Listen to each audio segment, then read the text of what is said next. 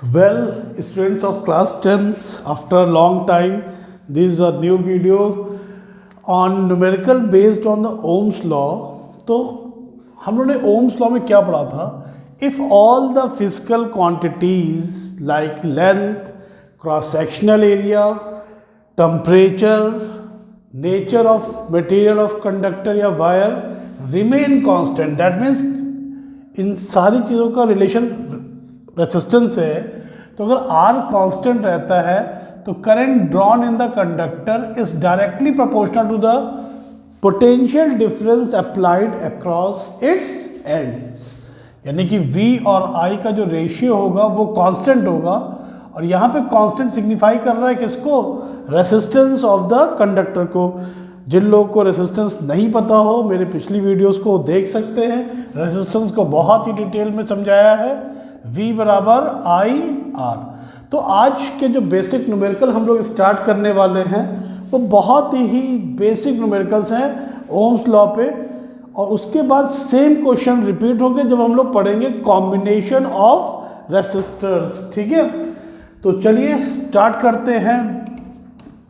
तो the very first numerical is, suppose कि question में कह रहा है कि if on applying 60 volt potential difference across the end of conductor, current of 5 ampere is drawn in it, find the resistance of conductor।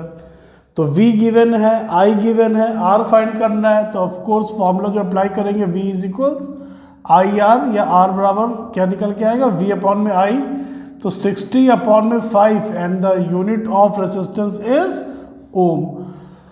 तो copy pen निकाल लीजिए, video को पॉज करके एक न्यूमेरिकल्स को अलॉन्ग विद नोट करना शुरू करिए, क्योंकि बहुत ही बेसिक न्यूमेरिकल से लगा करके बहुत अच्छे न्यूमेरिकल्स तक भी हम लोग चलेंगे।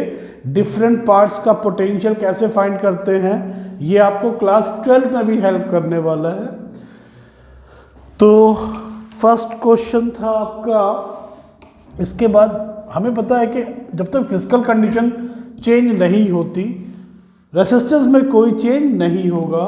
इसी तरह से अगर मान लीजिए क्वेश्चन ये कह रहा है कि if on applying 60 volt potential difference in a conductor, current of 4 ampere is drawn in it, then what potential difference is needed to draw the 10 ampere current in same conductor. ठीक है, 60 volt पे 4 ampere current draw हो रही है, तो किस potential difference पे 10 ampere की करंट ड्रॉ होगी, ये अगर पूछा गया है तो हमें पता है। इसे दो तरह से हम कर सकते हैं कि एक तो हम V बराबर आई आर ओम्स लॉ लगा लें, R बराबर V अपॉन में I, तो 60 अपॉन में 4 रेसिस्टेंस कंडक्टर का जो निकला वो 15 ओम आया।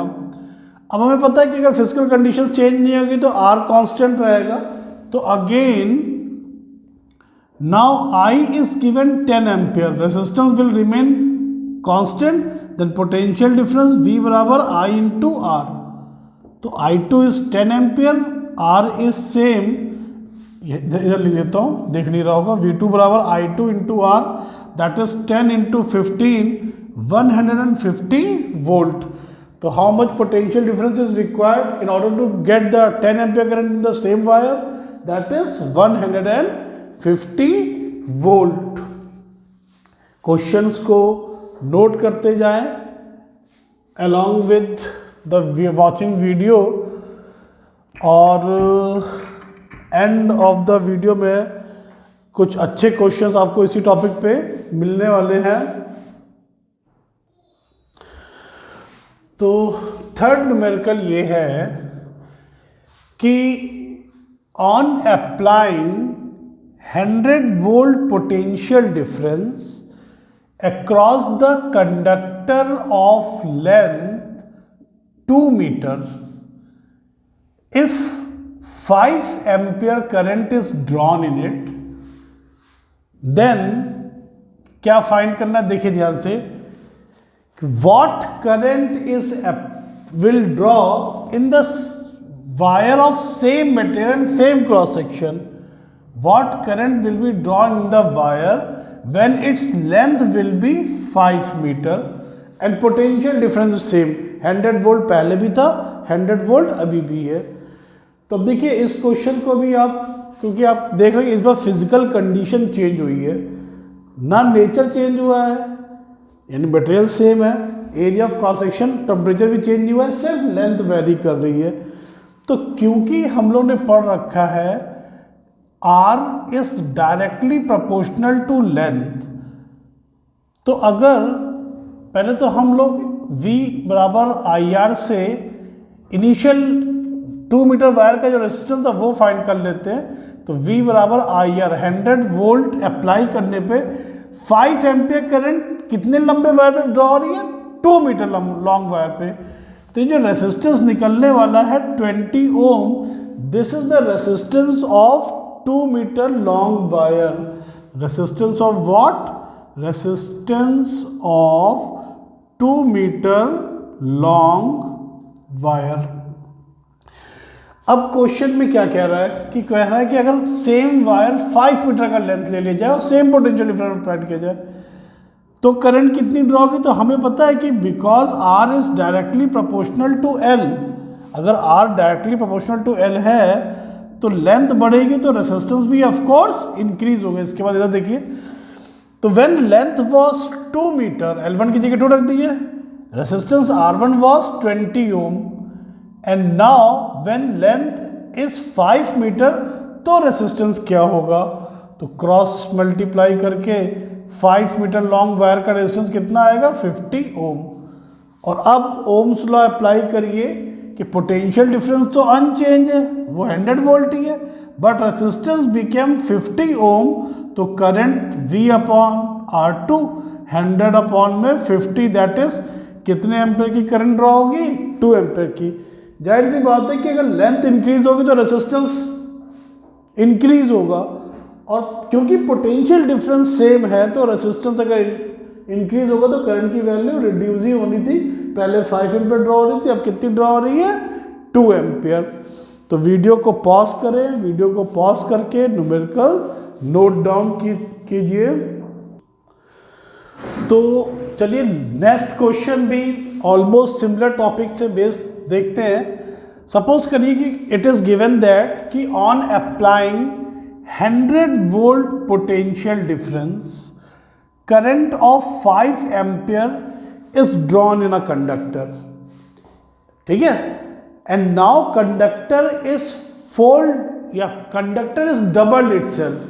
क्वेश्चन ये है कि if conductor is doubled itself, doubled itself पे बेस्ड न्यूमेरिकल रेजिस्टेंस जब पढ़ाया था तो मैंने कराए हैं पिछले वीडियोस में, आप लोग देख सकते हैं। Then find current I, potential difference में कोई चेंज नहीं हो रहा है, तो हमें पता है कि अगर कंडक्टर को फोल्ड करके डबल कर देंगे इटसेल्फ तो रेजिस्टेंस वेरी करेगा। तो पहले जरा इनिशियल रेजिस्टेंस निकाल लेते हैं। तो इनिशियल रेजिस्टेंस कितना है, on applying 100 volt 5 ampere current is draw, तो R बराबर V अपॉन I, 100 अपॉन में 5, that is 20 ohm is the initial resistance. तो अगर वायर को फोल्ड करके डबल किया गया है इटसेल्फ तो डबल क्रॉस सेक्शनल एरिया होता है। पिछला वीडियो जिन्होंने नहीं देखा वो समझ ले क्वेश्चन। सपोज करिए कि ये L लेंथ है इनिशियल और एरिया ऑफ क्रॉस सेक्शन जो है वो A है। अब अगर वायर को फोल्ड करके डबल किया जा रहा है तो कुछ ऐसा देखिए सिनेरियो होगा कि वायर की लेंथ L/2 हो जाएगी।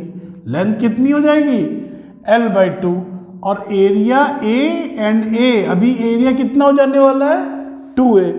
तो पहले तो न्यू रेजिस्टेंस फाइंड कर लेते हैं इस चेंज के बाद, और ये एक सिंगल न्यूमेरिकल रेजिस्टेंस में चेंज को भी कवर कर रहा है और ओम्स लॉ को भी कवर कर रहा है। तो मैंने आपसे बताया था कि शुरुआत बहुत बेसिक से होगी लेकिन लेवल धीमे धीमे क्वेश्चंस का बढ़ता जाएगा। तो देखिए, because R proportional to L and inversely proportional to area, तो R1/R2 बराबर L1/L2 इंटू A2/A1। तो इस क्वेश्चन में क्या हो रहा है, इस क्वेश्चन में लेंथ हाफ हो रही है, L2 is L1/2। Initial length अगर L थी तो L2 L/2 हो रही है, और A2 क्या हो रहा है, twice of initial area, double हो रहा है, ये 2 ऊपर आएगा तो 2 2 सा कितना आ गया 4 टाइम्स, तो R2 क्या हो जाएगा भाई R1/4। इनिशियल रेजिस्टेंस अगर 20 ओम था तो फाइनल रेजिस्टेंस जो आ रहा है कितने ओम आ रहा है, 5 ओम आ रहा है। ऑफ कोर्स अगर वायर को डबल कर रहे हो तो क्रॉस सेक्शन एरिया बढ़ रहा है, लेंथ रिड्यूस हो रही है, लेंथ के डायरेक्टली प्रोपोर्शनल था, लेंथ रिड्यूस होगी तो रेजिस्टेंस तो रिड्यूस होना ही है।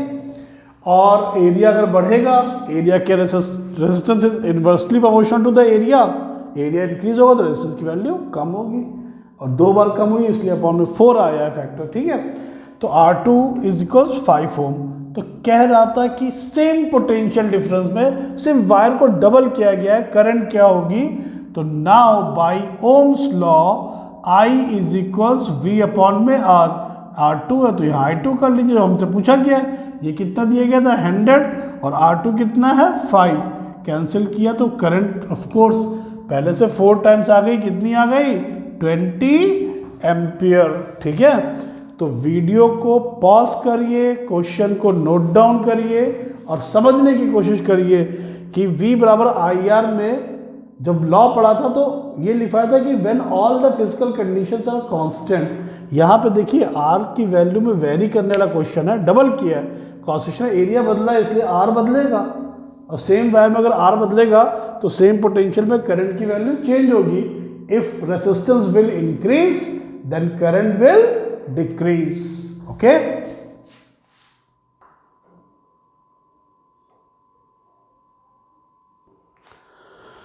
तो वेल students,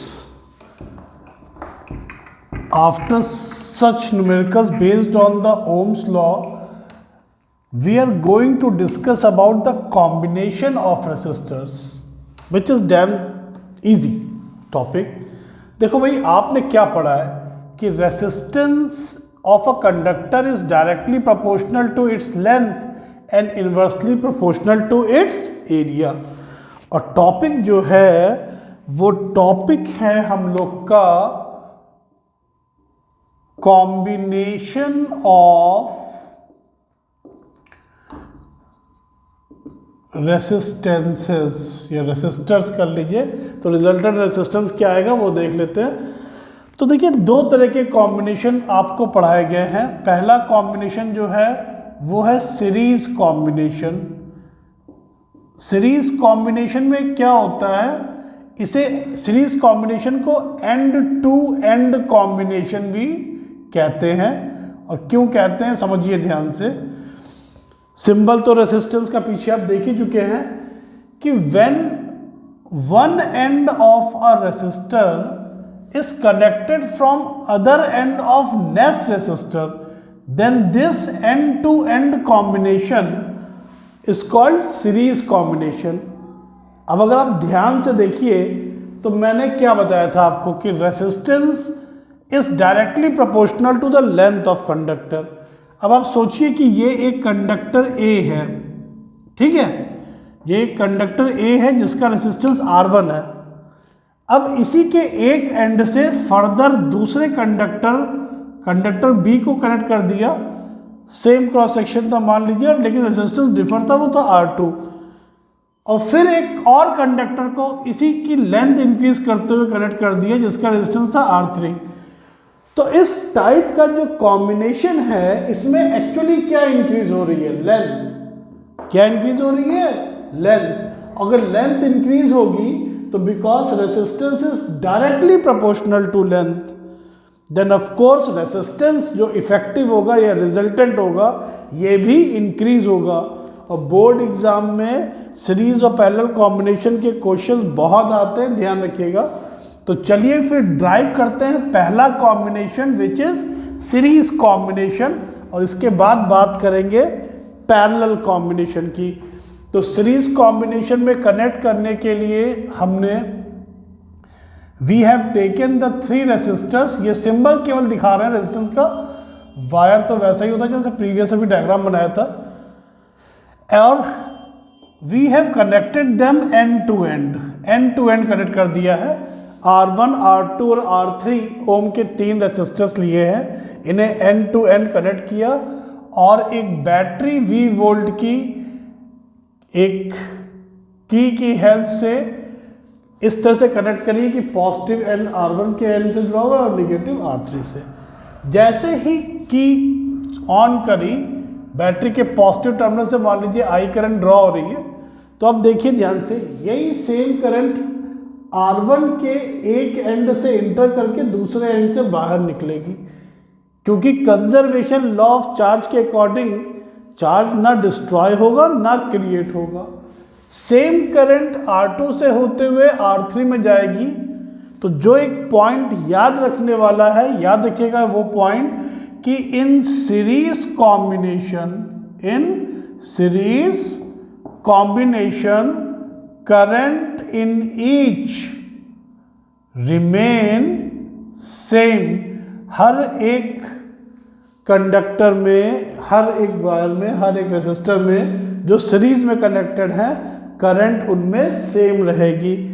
तो अगर मान लीजिए कि बैटरी का ईएमएफ क्योंकि डिस्कशन नहीं हुआ अभी सीबीएसई बोर्ड में, आप लोग 12th में पढ़ोगे, आईसीएसई वालों में ये ईएमएफ के बारे में 10th में ही डिस्कशन कर दिया गया था, तो एक वीडियो में आईसीएसई के लिए ईएमएफ भी बना दूंगा। बहरहाल ये समझिए कि V वोल्ट की बैटरी है, जब I1 करंट R1 से पास हुई तो इसके अक्रॉस जो पोटेंशियल डिफरेंस होगा, पोटेंशियल डिफरेंस PT मतलब potential difference across R1, V1 बराबर I R1। Same current R2 में ड्रॉ हो रही है, तो इसके अक्रॉस पोटेंशियल डिफरेंस लेट कर लेते हैं V2 है, तो V2 potential difference across R2, V2 बराबर I into R2 and the potential difference across R3, potential difference across R3 V3 बराबर I इंटू R3। अब ये सारे टर्मिनल पोटेंशियल्स बैटरी अगर मान लीजिए सपोज करिए 100 वोल्ट की है, इन तीनों का सम फिर 100 ही तो आएगा, क्योंकि यही भाई अगर बैटरी की पॉजिटिव प्लेट नेगेटिव से V वोल्ट आई है तो यही पोटेंशियल उसके सब पार्ट में डिवाइड होता है और इन्हीं को कहते हैं टर्मिनल वोल्टेज। और बैटरी का जो ईएमएफ होता है सारे टर्मिनल वोल्टेज के सम के इक्वल होता है। तो बिकॉज V बराबर V1 plus V2 plus V3, तो V is equals IR1 plus IR2 plus IR3। हर एक में करंट सेम है, कॉमन ले लीजिए, तो R1 plus R2 plus R3। इसके बाद देखिए V अपॉन I करिए, तो V upon I is what R1 plus R2 plus R3, और V अपॉन I को हम लिख सकते हैं ओम्स लॉ के according effective resistance of the entire combination, और यही देखिए आ रहा है R बराबर R1 plus R2 plus R3, where R is what, R is equivalent resistance. Okay, तो मैंने आपको बताया था शुरुआत में फील दे दी थी क्वेश्चन में कि अगर हम सीरीज कॉम्बिनेशन करेंगे तो लेंथ इंक्रीज होगी, इफेक्टिव रेसिस्टेंस इंडिविजुअल से बड़ा होगा।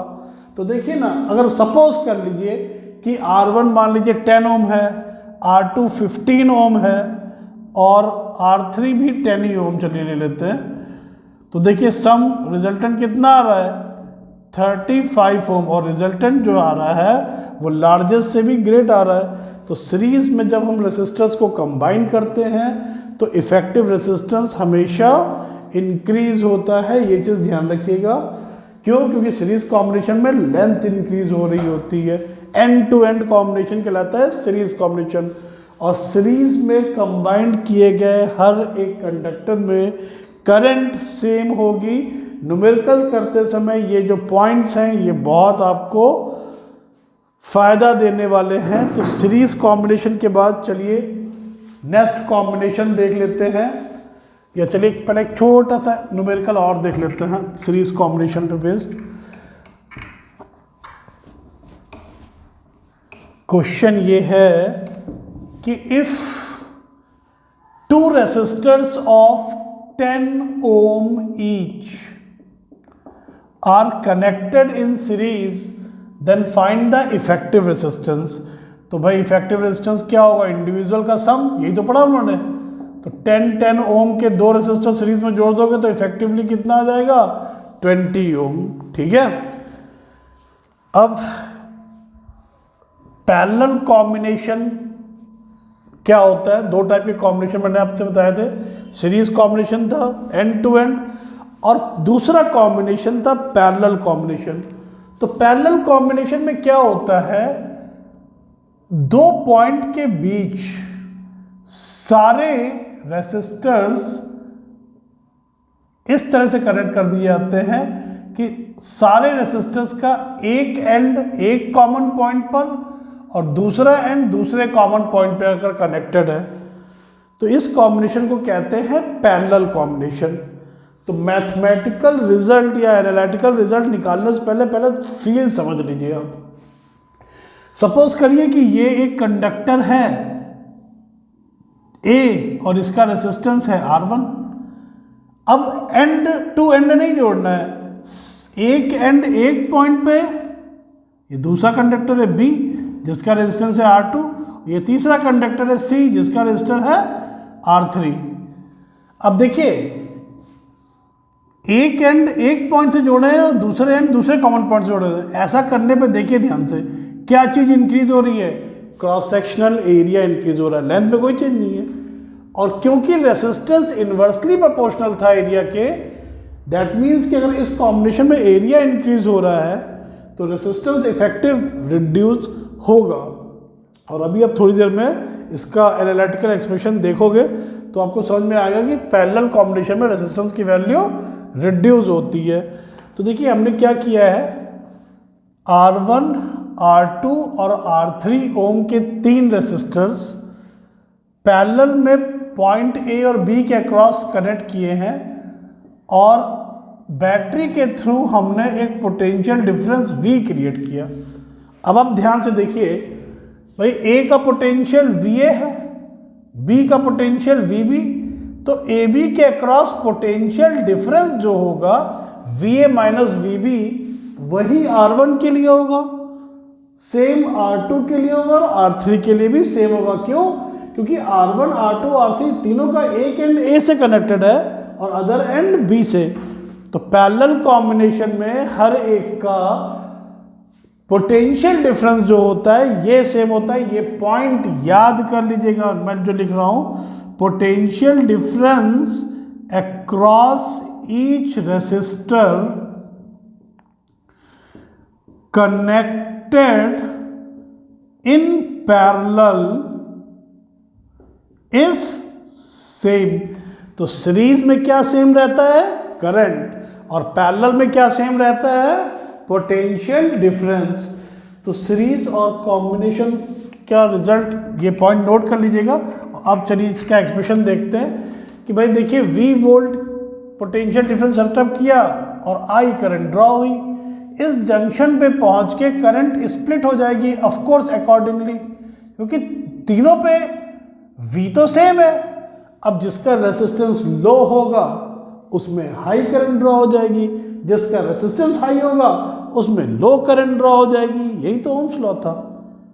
ठीक है, तो ओम्स लॉ से ही रिजल्ट निकल रहा है कि करंट इन R1 I1 बराबर V अपॉन R1, क्योंकि V वोल्ट पोटेंशियल डिफरेंस तीनों पे ही है। और हमने ओम्स लॉ पढ़ा था V बराबर IR, तो I के लिए V अपॉन R तो होगा। ये ओम्स लॉ से तो रिजल्ट निकला। नाउ करंट इन R2, तो I2 बराबर V अपॉन में R2, और इसी तरह से करंट इन R3, तो I3 बराबर V अपॉन में R3। अब क्योंकि जंक्शन पर पहुंच करके यही करंट स्प्लिट हुई है, जंक्शन पे ना चार्ज एब्जॉर्ब हुआ ना रिलीज हुआ, कंजर्वेशन लॉ ऑफ चार्ज लग रहा है, तो यही same current I he split हुई है I1, I2 और I3 में। यही 12th क्लास में किरचॉफ के लॉ से के नाम से जाना जाता है, लॉ ऑफ जंक्शन। तो देखिए I बराबर V upon R1 plus V upon R2 plus V upon में R3। तो I upon V is 1 by R1 plus 1 by R2 plus 1 by R3। अब क्योंकि हमने V अपॉन I क्या पढ़ा है, R, तो ऑफ कोर्स भाई V अपॉन I यही तो R पढ़ा था, तो इसका मतलब I अपॉन V क्या है, reciprocal of 1R, that is 1 by R। तो 1 by R is equals 1 by R1 plus 1 by R2 plus 1 by R3। ये R इक्विवेलेंट रेसिस्टेंस आया किसका, 3 रेसिस्टर्स का जिनके रेसिस्टेंस R1, R2 और R3 हैं and which are connected in parallel. अब ये कुछ बच्चों को तो यहीं से समझ में आ गया होगा कि R की इफेक्टिव वैल्यू स्मॉलेस्ट से भी कम आएगी, और कुछ को भाई न्यूमेरिकली जब देखेंगे तभी संतोष मिलेगा। तो चलिए एक छोटा सा एग्जाम्पल अपने इस कॉन्सेप्ट को सपोर्ट करते हुए कि पैरेलल में कनेक्ट करने पे एरिया ऑफ ट्रांसमिशन बढ़ेगा और इफेक्टिव रेजिस्टेंस कम होगा, वो देख लेते हैं। जैसे सपोज करिए कि वही सेम क्वेश्चन कि 10 ओम के 2 रेसिस्टर्स हैं and both are connected in parallel, तो रिजल्टेंट रेसिस्टेंस क्या होगा, तो 1 बाई आर बराबर 1 by R1 plus 1 by R2, 1 by 10 plus 1 by 10 that is 2 by 10, ये 1 बाई R है, तो R बराबर कितना, 10 बाई 2 कितना आ गया, 5 ओम। तो इफेक्टिव रेसिस्टेंस 10-10 ओम के 2 रेसिस्टर्स पैरेलल में जोड़े और उनका इफेक्टिव 5 ओम आ रहा है। क्यों, क्योंकि पैरेलल में क्रॉस सेक्शन एरिया बढ़ता है तो रेजिस्टेंस की वैल्यू रिड्यूस होगी। तो ये था वीडियो हम लोग का जो बेस था ओम्स लॉ के बेसिक न्यूमेरिकल पे और कॉम्बिनेशन ऑफ रेसिस्टर्स पे। नेक्स्ट वीडियो में हम लोग कॉम्बिनेशन पे बेस सर्किट डायग्राम के न्यूमेरिकल स्टडी करेंगे along with the EMF and the internal resistance of cell. तो अगर सबसे पहले तो मैं भाई जो मेरे सब्सक्राइबर्स हैं या फिर बच्चे मेरे से पढ़ने का वेट कर रहे थे उनसे मैं क्षमा मांगता हूं कि बहुत लंबा टाइम मिल गया, बीत गया वीडियो नया आने में, और कोशिश करूंगा कि अब जो कंसिस्टेंसी और मेंटेन रहे। और अगर आपको वीडियो अच्छा लगा हो तो उसे अपने दोस्तों के साथ शेयर कीजिएगा। बोर्ड की बहुत ही मेहनत से तैयारी करिए, और अगर किसी बच्चे को कोई स्पेसिफिक किसी क्वेश्चन में डाउट हो तो उसकी फ़ोटो क्लिक करके कमेंट सेक्शन में डाल सकता है, उसका सलूशन मैं 100% रिप्लाई करूँगा। चलिए मिलते हैं नेक्स्ट वीडियो में। जय हिंद, जय भारत।